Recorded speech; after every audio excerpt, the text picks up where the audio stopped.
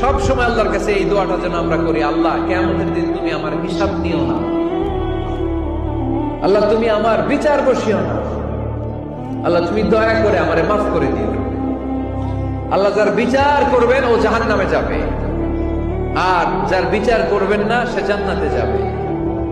আল্লাহ যদি বিচার করে আর পাই টু পাই হিসাব নেয়, নামাজ পড়লি না কেন, রোজা রাখলি না কেন, মিথ্যা বললি কেন, খাদ্যে ভেজাল দিলি কেন, মাছে ফরমালিন দিলি কেন, যৌতুক খাইলি কেন, ঘুষ খাইলি কেন, উল্টাপাল্টা করলি কেন, জিনা করলি কেন, একটার পর একটা প্রশ্ন বানে যদি সেই ভয়ঙ্কর দিনে আল্লাহ আমাদেরকে জর্জরিত করে, আমাদের কোন উত্তর আছে?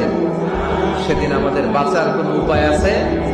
তাই আমরা সবাই আল্লাহর কাছে দোয়া করবো, আল্লাহ কোনো বিচার টিচার মানি না, কোনো বিচার করতে পারবো না, দয়া করবা। কথা কয় না? কি করবে? এবার আওয়াজ করে বলেন, বিচার চান না দয়া চান?